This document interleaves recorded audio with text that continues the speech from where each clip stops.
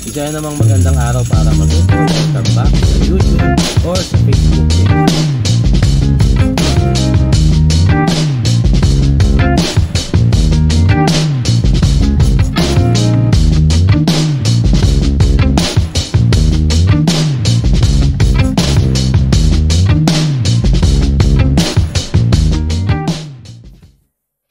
Isa namang magandang araw para matuto.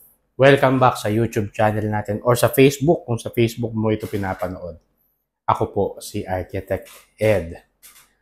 Pag-usapan natin ngayon yung limitasyon ng DIY. Lalo na sa pagtatayo ng bahay. Alam nyo, nung pandemic, nauso yung DIY. Mga repair ng bahay, pagpapaganda ng bahay. Siyempre, nasa bahay tayo lahat. At na-appreciate natin yung bahay natin. At nakita natin kung paano natin siya mai-improve. Kasi 24/7, for several months, iba nga taon, nasa bahay sila. Nasa bahay tayo, hindi tayo lumalabas. So, maraming gumawa ng mga DIY videos tungkol sa pag-repair, sa pagde-decor, at sa paggawa ng bahay. Which is okay, no? Ang dami nating natutunan dun eh. Pero meron talagang manipis na linya na naghihiwalay sa pagiging matipid at pagiging safe ng bahay natin. So, yun ang pag-usapan natin ngayon dito sa diskursong ito. Okay. Ano-ano ba yung mga areas na pwede naman na mag-DIY tayo? Safe na ikaw na ang gumawa. Let's say, yung color ng walls. O yung anything about decorating your house, your space. So, madali lang yun naman kasi, no? Most of the time, wala naman siyang implications sa engineering components ng bahay mo, no? So, kung yan ay superficial lang, no? Let's say, yung pagpili ng tiles, no? Kahit nga yung pag-i-install ng tiles, okay yan, no? Hindi naman yan masyadong problema, no? Yung pagpili ng furnishing, pagpili ng kortina, paggawa ng kortina, pagkakabit ng mga gripo, pag-repair ng tubo, pagkakabit ng water filter, etc. No? Anything na component ng bahay natin na hindi naman siya number one, structural, electrical, hindi naman siya mechanical, at hindi naman magdadagdag ng karagdagang load. Ibig sabihin, pag sinabing load, pwedeng yung i-carry ng structure ng bahay mo. Mamaya, pag-usapan natin yan. So, kung ano man ng mga components ng bahay natin na gagaya ng mga nabanggit natin, na hindi naman makaka-affect sa tibay, hindi siya magiging karagdagang load or structural component do sa bahay mo, okay lang yon. Pwede mong i-DIY yan. Kaya lang, merong certain limitations ang pagdi-DIY. Kasi ganito lang yan eh. Dalawa yan. Ano bang ibig sabihin mo ng DIY? Do it yourself or destroy it yourself. Ganun yun eh, no? So, marami kang matututuhan sa YouTube. No? Actually, itong ang YouTube ko. Even yung mga colleagues ko na nakakasalubong ko sa Wilcon, nakakasalubong ko sa CW, hindi po sa mga tindahan, ina-approach ako at mga colleagues ko yun, ha? Nagpapasalamat sila. Natututo daw sila dito sa content natin. So, aminado ako na nag-benefit ako doon, no? Sa mga nagtuturo sa YouTube. Pero yun nga, merong certain limits. No? Marami akong nakikita ngayon sa Facebook, sa Instagram, sa YouTube, na sila na yung gumagawa talaga ng mga medyo major works sa bahay nila. No? May nakikita ako, pinagawa niya 3 palapag na bahay. Tapos ang ginamit niyang framing, tubular. Alam niyo yung tubular, no? Yung tubular, bakal siya na rectangular, pero hollow sa gitna.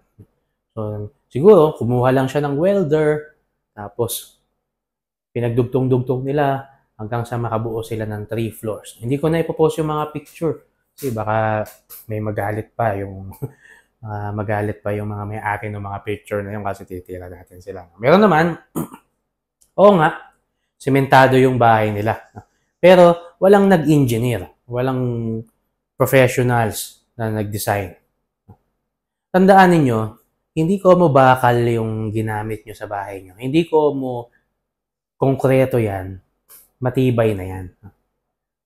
Dinidesign yan, kinukompute yan. Hindi basta-basta magkakapagpatong ka ng isang palapag sa bahay mo na dati ay isang palapag lang. Na iniisip mo, ay, konkreto naman eh. Ay, ano naman eh, bakal naman eh. Pwede na yan, kaya na yan. Kuha na lang ako ng gagawa. Hindi po ganon yun. Delikado yun. Bakit? Kasi, kapag ginawa lang basta-basta ng isang mason, o kaya karpintero, o kaya welder, yung bahay mo, na hindi naman siya dinesign ng isang professional, ibig sabihin, hindi na pag-aralan. Merong science na kaakibat ang bawat pagdadagdag natin ng bigat sa bahay natin.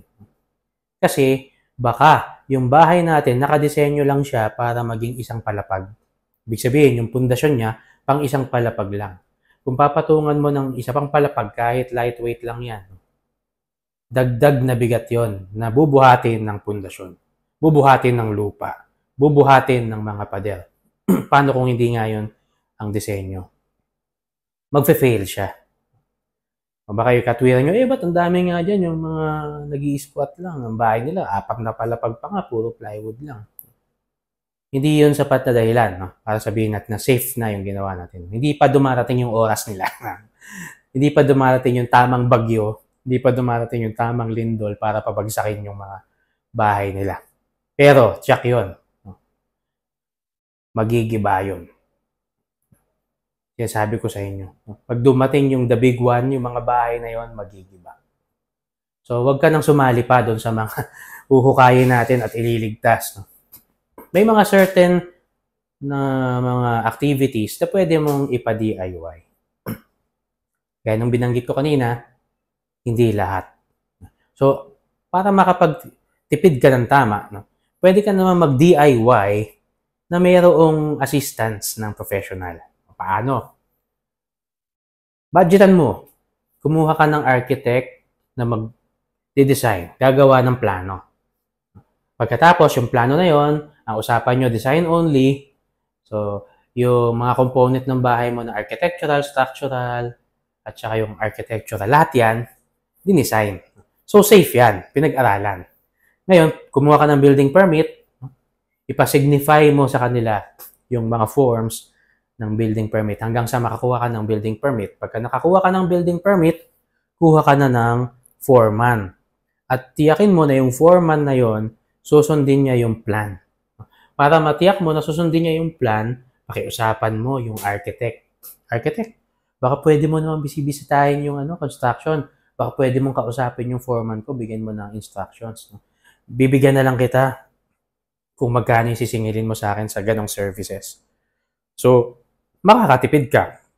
Kasi, hindi ka kumuha ng contractor. Although, hindi ko nire-recommend ito.